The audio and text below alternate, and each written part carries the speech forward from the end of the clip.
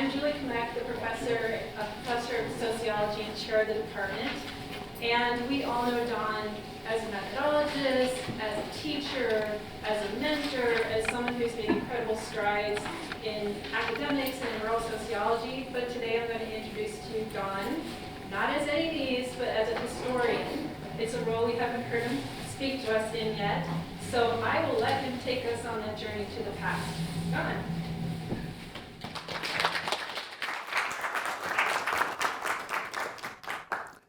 Thank you, Julie. I haven't heard this talk before, so I hope it's an interesting one.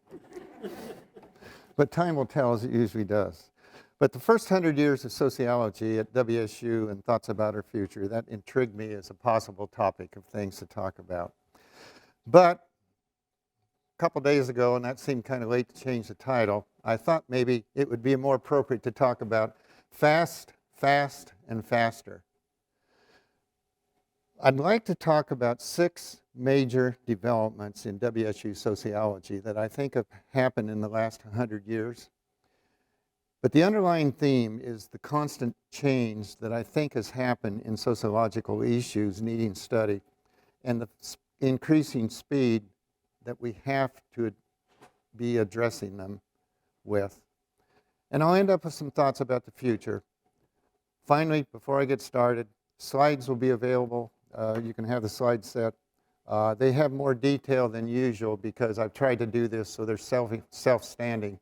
And consequently, some of it I may skip over here, where I don't think you really need all that excessive detail.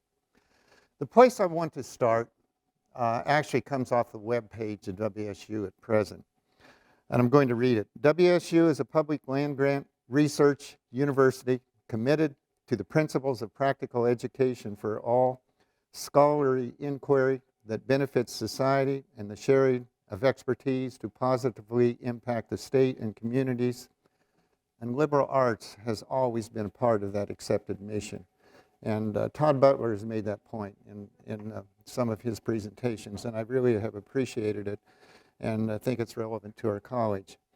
A bit of background: because of being a land-grant university, we were established as a result of the Morrill Act in 1872, passed by the federal government. And then there was the Hatch Act of 1887 with emphasis on research and practice. And then the Smith-Lever Act that really emphasized outreach. And then I'm a rural sociologist by training. And I've loved getting back into rural sociology this fall because I haven't had a chance for a long time and teaching that course. But the mission of the land-grant university was so quickly picked up by rural sociology, and there was a lot of support in the United States Department of Agriculture, which was a very powerful agency at that time, a cabinet level, on it, and just said, we've got to have more than just the production of crops. We've got to understand the social structures around which they're happening. So that's some of the background. I think of sociology as a discipline that is very much needed at WSU and always have. It's about social interaction, how people influence each other, and the determinants and consequences. It's only one of many disciplines that studies human behavior, but I really think we have a unique perspective on the causes and consequences of opinions, beliefs, and norms, and how people interact and make decisions. Part of the impetus and the reason that WSU started sociology was involved in creating rural community studies that were legitimized and financed very much by the USDA and then by state governments in understanding what was happening with respect to change. I'm going to start the first of the 6 I'll talk about with Dr. Fred Yoder. He was the first professor of sociology at WSU, and he was trained as an agricultural economist, which is not uncommon in those days. He also had been at about 5 different universities before he came here. How are we doing?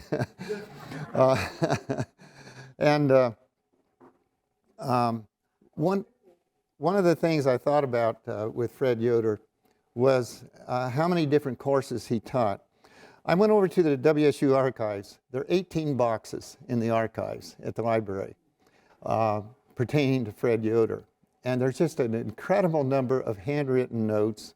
Then there are some that are typed up, but talk about the different things that he attempted to do. And I was struck by the deep connections that he had to Eastern Washington and trying to understand the state as well as teach students in the classroom.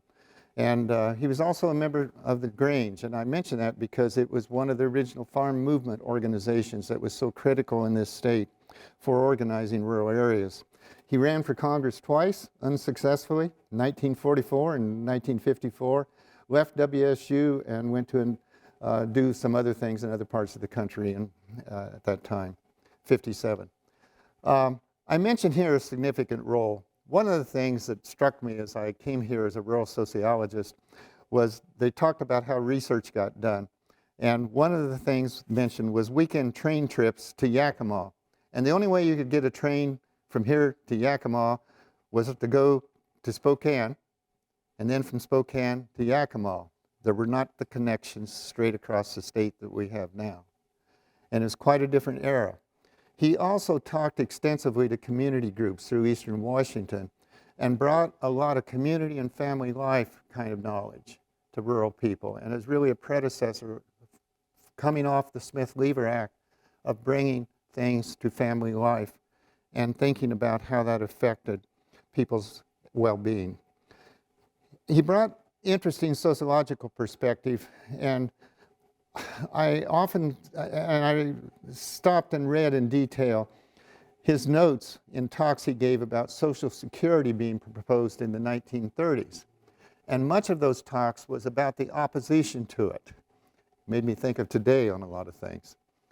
But some of that opposition, he talked about some economists, not all, but some middle-class wage earners, not all, but some capitalists, as he categorized them at that time. And I thought how informative that was and seemed appropriate in a role. He was doing research on the one hand, but he was also trying to analyze the issue and talk about the good and helpful. That's all I'm going to say on Yoder. We have 4 more to go, or 5 more to go, I think. Wallace Beasley, Sociology Department head, 1947 to 1964. It's Beasley Coliseum we're talking about here. And although Wallace would say, I wasn't a sports fan, I'm not sure why they did that. But anyway, he was an incredible person. But he and Tolbert Kennedy, who was Dean of Liberal Arts, served as ministers in Tennessee before becoming sociologists. Both of them had contacts with traditional black colleges throughout the South. And they spread the word that WSU Department of Sociology, which was moving toward graduate education under his leadership, Beasley's leadership, as well as Kennedy's, that they would be welcome here as graduate students. And these efforts resulted in 25 sociology PhDs being granted to African American students from 1950 to 2004, and then more since. The department received an award for this, but the more important thing I want to do here is I want to talk about some of these folks. The first PhD was Charles U. Smith, and he went to Florida A&M University and was a distinguished professor there. He also was president of the Southern Sociological Society, and one of them that had a lot of influence in various ways. There's also Gordon Morgan, university professor of sociology at the University of Arkansas. I once had an opportunity to visit Arkansas, and for entirely unrelated reasons, but I asked to go to the sociology department, and there he was. And we had a marvelous conversation, and he's also supported scholarships here at WSU. And there's William Julius Wilson, PhD 1966, professor at Harvard after the University of Chicago, and he was elected president of the American Sociological Association and had a tremendous influence on understanding urban poverty and the differences between poverty and elsewhere. And Franklin Wilson, I'm kind of close to Franklin. He was one of my early graduate students, and I still remember him and what he taught me as he wrote his dissertation, because he really did that on his own, and he figured out ideas about housing and then statistically how to deal with them, and statistics was really his strong suit. He became a co-editor of the American Sociological Review. If I go over here to another part and back up just slightly, 9 of our early black PhDs were elected presidents of sociological associations, and some of them multiple associations. Smith, who I just mentioned back there, led the effort to form the ASA section on racial and ethnic minorities that had 700 members in 2004. And there's a lot of influence there. I also want to mention Anna Harvin Grant. She was the first woman to earn sociology doctorate at WSU, the first woman to chair a department at Morehouse College, which was all male students, and among the first U.S. sociologists to address teenage pregnancy and violence in research. Wilson and James Blackwell received the WSU's Distinguished Alumni Award, which there's one given annually. I want to mention a little more about Blackwell. He built the Department of Sociology at UMass in Boston, has been described to me. He was president of the Society for the Study of Social Problems, the Association of Black Sociologists, and the Eastern Sociological Society. I just want to say there's a lot of influence that happened because of what Beasley and Kennedy decided to do, and wanted to mention that as one of the major accomplishments. And now for the switch. Here's Grand Coulee Dam, built in the 1930s. Here's the original dam. This part was added in the late 1970s, early 80s. I remember this part because I finally got down there and was able to get into one of the turbines before they started running water through them. And it was even a scary experience then. But the striking thing about this dam when it was built in the 1930s during the Depression and part of the recovery is they had tremendous amount of excessive electricity because they built for the future. And they used a lot of that electricity to pump water through here up to this canal. And this canal would then go down to here into Banks Lake, which was pretty much a dry lake, and then flow down to here, and then it could be siphoned over the hills here and then brought down to irrigate central Washington. And this whole area, you know, if you're a rural sociologist and you really want to study interesting, you want to see a rural area get established. And this is one of those areas that got established in the 50s and 60s on it. And you can see the cut down here that places is in context. I won't tell you how long it took me to do those slides. But the research that went along with this, Walter Slocum in the 50s and 60s led rural sociology and investigated and provided outreach on the adoption of new farm technologies. Here's the Central Basin, irrigated agriculture, and after they'd built up an aquifer, they began bringing it up into this kind of distribution system. The Yakima Valley and Wenatchee, the east side of the Cascades, drew water from the Cascade Mountains off it, and that was irrigated agriculture. That was the earliest in the state. And then that sort of looks like the Palouse Hills, which it really is, with one of the 4-way leveler combines. There was a lot of impact there in that research. So summarizing this first part here, there's Fred Yoder, there's the Kennedy and Beasley influence in bringing in graduate students and training them that provided a lot of leadership in the sociological associations. And then Walter Slocum on agriculture technologies. Down at the bottom here, I have wild estimates. I'm very happy to buy lunch or dinner for somebody that can come up with exact numbers. But I have not done that yet.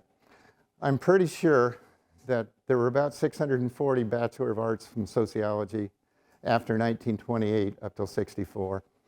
56 Master of Arts from 1943 when they started.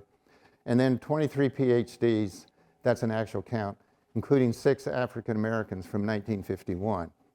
The total overall, and this estimate I think is further off because I just could not find the years or the documents that would put them together, is close to 3,800 BAs, 500 MAs, and I know we've graduated 410 PhDs, plus or minus 2. There's some in process right now. During the 1960s and 70s, and now then, I need a little music here because there's just a huge change that's going to take place in sociology. When you look back at this, Fred Yoder, a long time, Wallace Beasley, a long time, and then you notice something interesting that says something about anywhere that this happens. John Lillywhite, 1965 for a year. Jack Gibbs, 1966 for a year. Ivan Nye, 1967. Joel Montague, 1968, 1 year. They weren't chairs very long. Something was happening. And I want to suggest that the department was going under pretty dramatic change, trying to adapt itself to what was happening. And then this guy named Dillman showed up in '69, right in the middle of it. But the change in WSU sociology was happening, I think, because of the national forces. Specialization of sociological interests were encouraged by ASA subsections. There's a belief evolved that many, if not most, individual sociologists needed subspecialization more than breadth. Preliminary PhD exams became specialized in departmental hiring processes, often focused on finding people that were similar, thus limiting departmental breadth, except in large departments. And there's a lot of things that we were just trying to figure out how to deal with that were going on. And I remember people talking about individual sociologists knew more and more about less and less. And that may have described a little bit of some of the things that we were faced with. One of the people in the department at that time had a son who had just completed a PhD in another discipline, and his dad was really upset. He said, he knows so little about his discipline. And he talked about how he'd become specialized in a very specific area of psychology. And I thought about that a lot, because I think that was happening to a certain extent in sociology. That's not probably the best way to make us segue over to Jim Short, but I want to talk now about differences in many of the faculty and the accomplishments and things that happened as we moved into the 1970s. Jim brought emphasis on criminology to WSU, became a national leader not just in that area, but also in the General Sociological Association. And if you look at what's up here, 51 to 97s when he was on the faculty, 64 to 68, Dean of the Graduate School. That was only 13 years after he was here as a faculty member, as an assistant professor. Then he became Director of Research, National Commission on the Cause and Prevention of Violence. And this is at the time when the whole travel thing started, that you could get together fast and then move back and forth. And he was in Washington, D.C. for a time here. Editor of the American Sociological Review, 72, 74. President of the American Sociological Association, 83. President of the American Society of Criminology, 1997. And he led development of our department as a recognized center for studying criminology and deviant behavior. And I think that's one of the lasting accomplishments, and you see how we've continued that program over the years. Environmental sociology. I've got to talk a little bit about this with a few more slides than the others, because I experienced, some would say lived through this, but faculty in sociology and rural sociology, I think, provided a lot of leadership in the 70s for the development of it as an area of legitimate sociological investigation. And when they started, it was not a legitimate area of sociological investigation. The development came less from the literature than it did from opportunistic interactions and thinking about new possibilities in response to new concerns. So I want to talk about these 4 faculty and some of the things that I think they did. I've listed them here briefly, but I put it into context because when I was looking for all this other stuff over in archives, I came across the 1970 Chinook about WSU's year. And one of the things mentioned right at the beginning was the increasing concern about the existence of environmental problems. And WSU administrators were very aware of that at that time. And I still remember, as I met with the agricultural dean after I got here as a faculty member, that that's what he wanted to talk about. And I found myself wondering several years later, I didn't think to ask then, but what had really got him started thinking about that. But the faculty members that I want to talk about are Bill Catton, Riley Dunlap, Gene Rosa, and Bill Freudenberg. And I'll do that with later slides rather than the detail there. Bill Catton got his PhD from the University of Washington. He went to New Zealand. He was very, very concerned about the deterioration he saw happening in the environment in the United States and thought that might be a better place. When he decided to come back and we found out about that, we hired him here in WSU, and one of the things that happened then was the book he published in 1980 was The Ecological Basis of Revolutionary Change. I list under here a couple of other publications that he did with Riley Dunlap, who joined the faculty a short time later. I'm talking about them together because together they created the presidents of the environmental section of the American Sociological Association. Riley Dunlap. He's a University of Oregon graduate student with concern about burning grass fields. I mention this because when I first met Riley here, and I was involved in hiring him actually, but he kept talking about the grass fields because in the Willamette Valley, near the University of Oregon and Oregon State in that area, the way that you prepared the fields to produce more grass seed the next year was to burn them off. And it often happened when there was no wind. And so then there was smoke that just pervaded the area. And he kept talking about how horrible these farmers were, and they were profit maximizers, and a very strong set of opinions about them. But out of this, he started working hard on thinking about how do you protect the environment at the same time that he was getting, I think, a very strong training in sociology.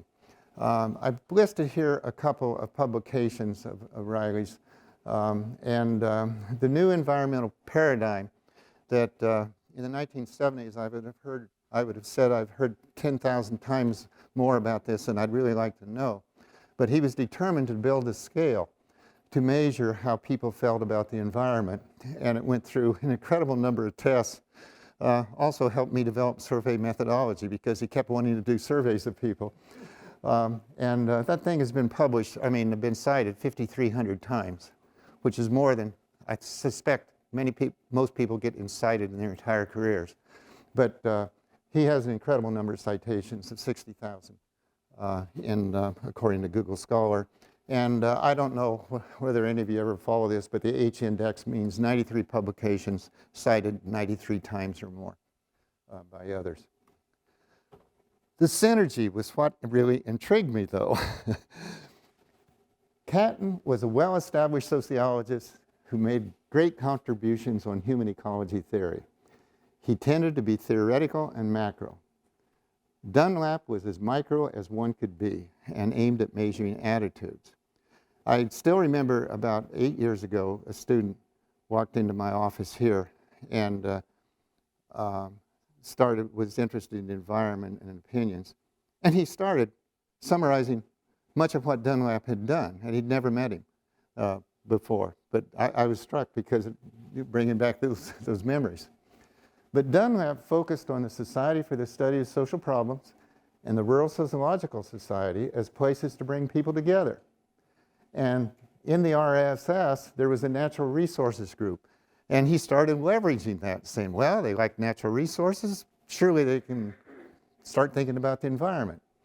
And together they started working on trying to get the American Sociological section to support an interest group.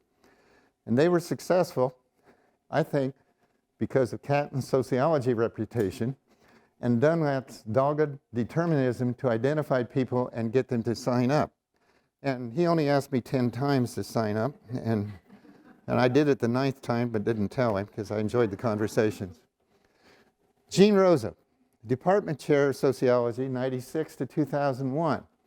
He studied the sociology of risk and its association with nuclear power. And one of the things that happened is after Dunlap and Catton, and then graduate students started coming to WSU, and I won't say Gene, well, I will say Gene was the beneficiary. He was our strongest faculty member at that time in the environment, and some of his graduate students have had tremendous impact in environmental sociology. And it's been fun to watch how that developed. Gene was an established artist. Unfortunately, he died while still a faculty member from cancer in 2013. Bill Freudenberg is somebody who came a little later, 1979. He was impacted by Kai Erikson and his book about everything in its path. And that was the collapse of 3 coal slurry dams in West Virginia. And it left thousands of people homeless. And he just kept talking about that. But then he started thinking about the impact of developments on communities and what could happen if they weren't done in a responsible way. And Dunlap and Catton watched him give an ASA presentation. This is an absolutely true story. They watched him do that. They came back and they talked about him and said, we need to hire him. We did. And I don't remember the process, but I was a chair of rural sociology at the time, and we hired him in the 2 departments jointly. And it was easy to get him into rural sociology because there's practical application to what he was doing. He left WSU in 1990 for the University of Wisconsin, then University of California for environmental studies program at Santa Barbara, and president of the Rural Sociological Society, and died in 2010, also from cancer. But he was a national expert on social impact assessments. And the best ones he did, I thought, were on Louisiana and the Mississippi River. And to hear him, when he would articulate through, here's what's going to happen, and then I've been reading the newspaper, but I've been reading it on my phone. But the phone about the concern with the salt water coming in to New Orleans. Okay, understanding their joint accomplishments. They were each concerned about the environment. And I bring this in here because we sometimes think of people having very strong values and beliefs and about particular areas and things they want to happen. And I think in this case, all 4 of them were very concerned about the environment. At the same time, they were all incredible scientists. And that's the part that really struck me. They could follow the science, but they can also think about, here's some of the implications from it. Also, the appointments in rural sociology, where we had the land-grant mission, and that was one of the things the land-grant mission should be concerned about. Their joint success led to environmental sociology becoming a lasting emphasis in the department. Here's number 5. How are we doing? Okay. All male faculty, the transition from that, and the emergence of research on gender equality. When the Troika group was here, we academic sisters, 3 weeks ago, I think it was, Lois DeFleur was the one that came earliest in 1967 or 68. And she was hired in the rural sociology department. And the reason, quite simply, was her husband was hired in the sociology department, and there was a university rule that spouses could not be in the same department. That rule got changed. That may have been helpful to me getting hired for a vacant position in rural sociology, but I'm not sure. But anyway, that rule was changed. And then the successive hires of Ball Rokeach and Marilyn Iyengar-Tallman produced synergy in some ways much like what was happening over in environmental sociology. And if I go to the next slide here, the book that came out, We Academic Sisters, How We Persevered and Excelled in higher education, they weren't working in the same area. Lois' area was deviance. Sandra Baldwin worked in communications, and Marilyn Inger-Tallman in the area of the family.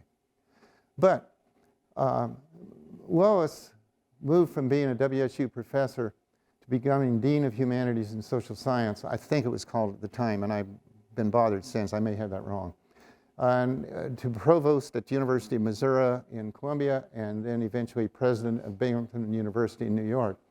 Baldwin-Keach, she co-authored the Great American Values Test. She was the first author on that, taking two cities in Washington State, getting different television treatment of ideas and communication, and seeing if they could change attitudes and values. And that was a huge study that was done. She became professor of communication at USC Annenberg, and then really became a national leader in communication and connecting to communities and change. And it's been fun following her career. Marilyn Inger-Tallman, first woman to chair Department of Sociology. And you know, another thing I remember about Marilyn is how all of a sudden she gave one talk as she was getting toward the end of her career, and taking art and using art to show family relationships, and did a lot of interesting things.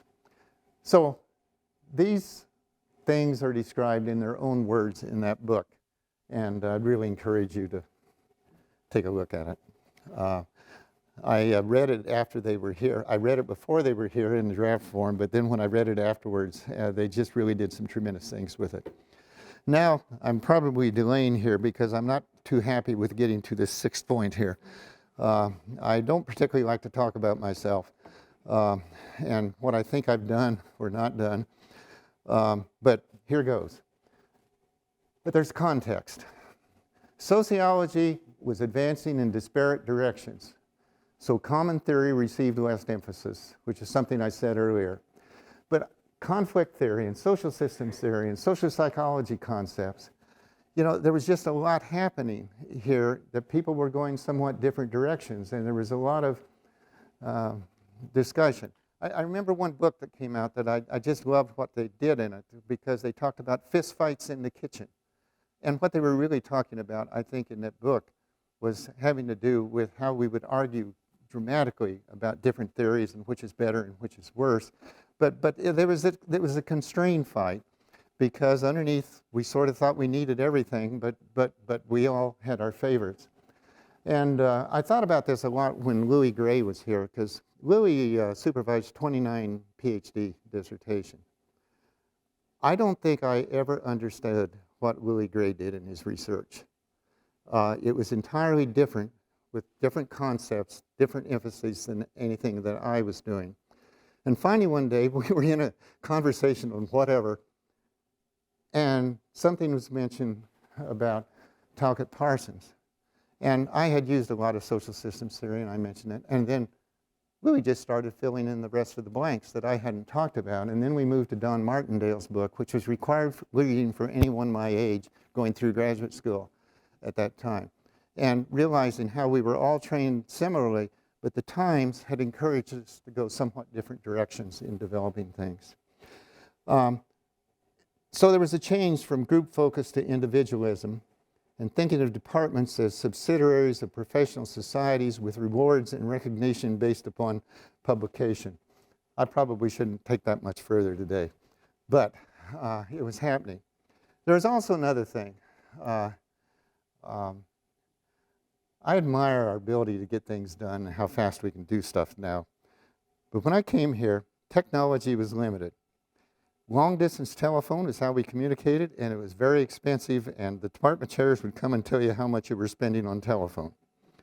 Manual typewriters, I inherited one from a secretary that got a brand new one. That tells you something about assistant professors at the time. I may not have been the only one that inherited one that way. No copy machines. Printing was by ditto, And I do not know how we went into those closets where we kept the digital machine to keep them away from smelling up the department and survived and came out. But we did, and life moves on. These ideas may help explain why my own career at WSU developed in unexpected ways. So, in 1969, I was appointed a tenure-track assistant professor in 2 colleges, rural sociology and agriculture, and sociology and liberal arts. Artificial intelligence did not produce that picture. I was focused more on application of research to solve practical problems than journal pubs. Within 6 months of me getting here, students went on strike. I don't think it was because of my classes, but it was the Vietnam War, the invasion of Cambodia, and they wanted the president to do something. And there wasn't much the President Terrell could do. There were black student demands that came very shortly afterwards for solving some problems that had been growing over the previous few years with so few black students and the way they were treated on this campus. The sociology chair, DeFleur, and SRC director, Jim Short, told President Terrell that if funds were available, that's how lower level administrators go to higher level, we could create a telephone survey laboratory to find out what students were thinking. And some money was provided to SRC. I was asked to set up the lab. Just before I came here, I had done a telephone survey at Iowa State University because there was something that was needed, and we thought maybe we could do it, but we didn't know for sure, but we did it. So I probably had more experience with telephone than anybody else did. But suddenly, I was working for 3 different colleges without any expectation on where all this was headed. And my lack of understanding about what we were about to create and realization that science can proceed in strange ways is what this slide's about. But before 1970, in-person interviewing was the only acceptable survey method. But we immediately showed we could get high response rates and data quality, and we're talking about 80%, 90% response rates, which amazed us and I think everybody else. The methods were immediately picked up by WSU students and faculty for their own work and for theses and dissertations. And when that started happening, I found myself having to spend more and more time of just being a consultant and trying to help people with surveys. The director of the National Opinion Research Center was invited out here by Jim Short. It was Peter Rossi. We showed him our results and what we were doing, and he kind of frowned because we were looking for advice, because that was the best survey center that we thought was in the country. And his comment was, "You're ahead of me, just keep doing it. We need new methods." Because at that time, NLRC had not used telephone at all, and mail they just had terrible results with.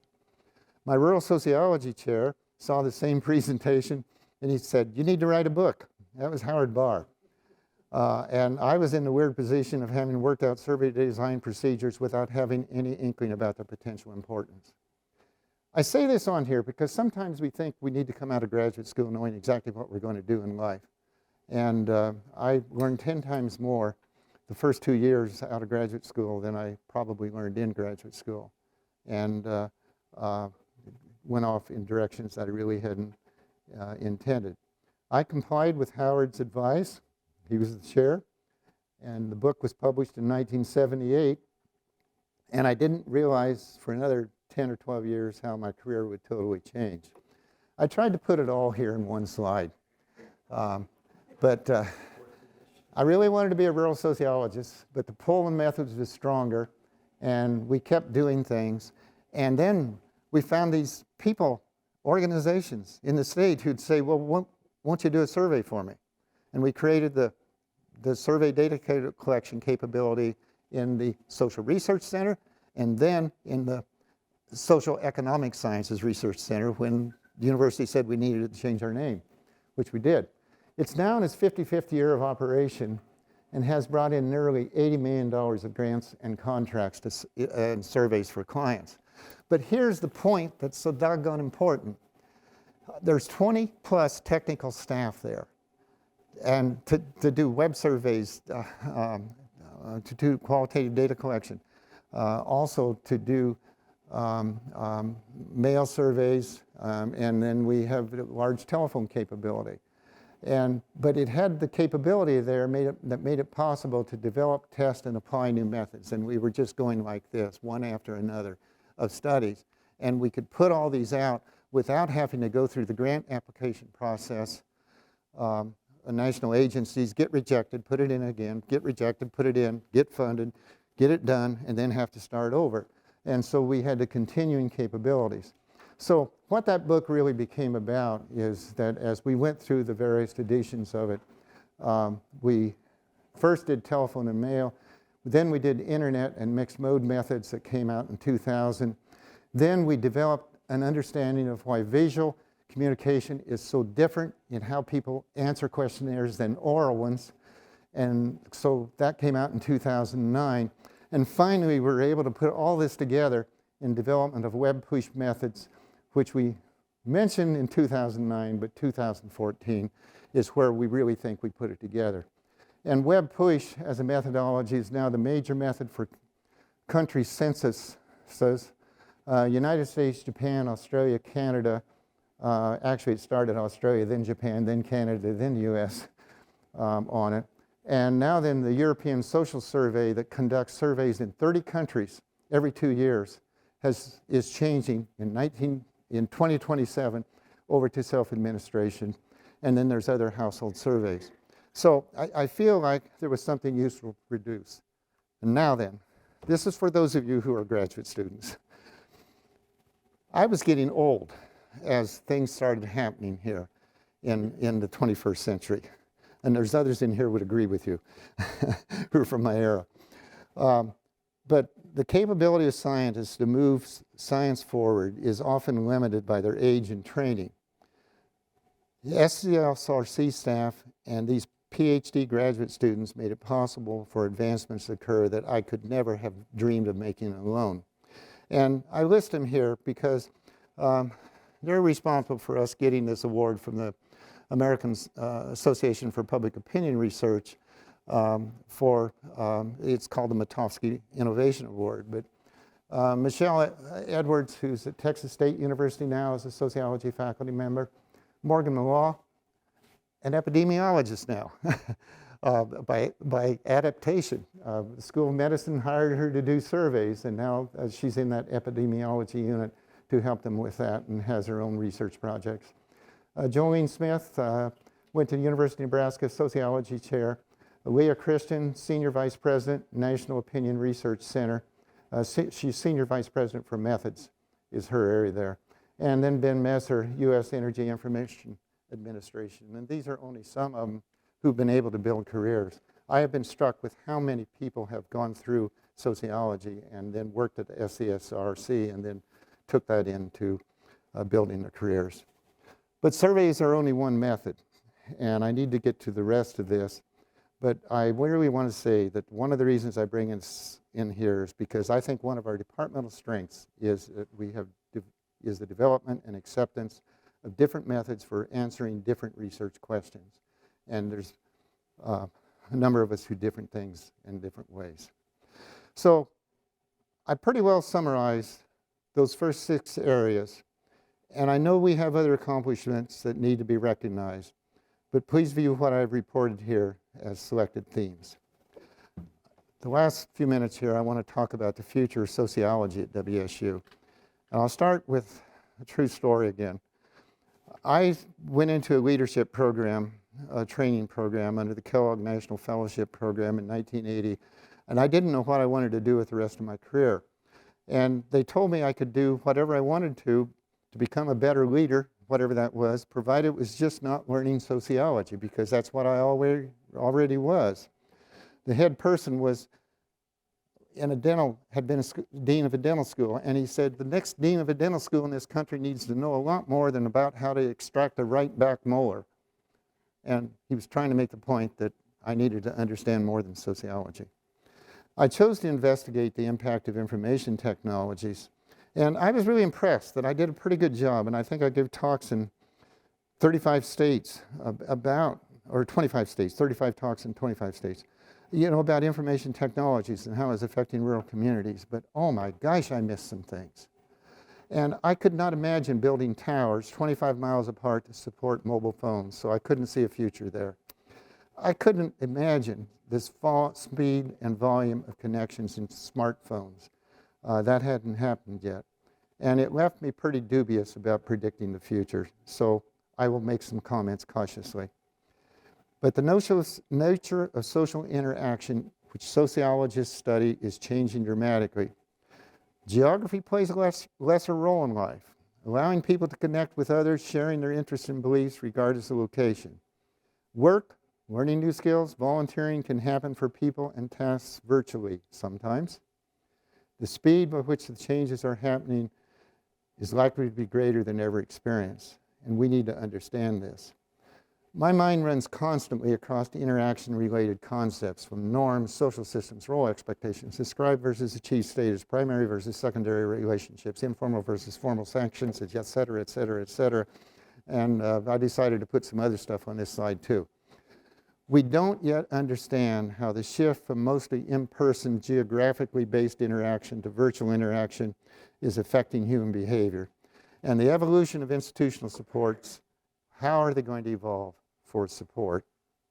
We're experiencing these changes fast and faster. And I think sociology has a lot that it needs to think about on these issues. It requires us to fit our work to the times in which we live. And I said some of the same things here on this slide that I said on the others. But when I went through graduate school, people talked about single disciplinary research, doing things alone, single authored publications in high status journals in support of only training graduate students to become professors. But I think that's undesirable and probably not sustainable. We've got to do more than that. Effective undergraduate instruction is so important, and it also affects revenue.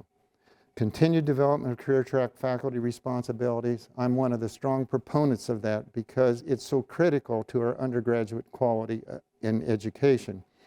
While many faculty are trying to develop their careers and do whatever they can to have lower teaching loads. I also believe strong encouragement for teaming across departments is important. And I'd make one modest comment in trying to put this last part together here.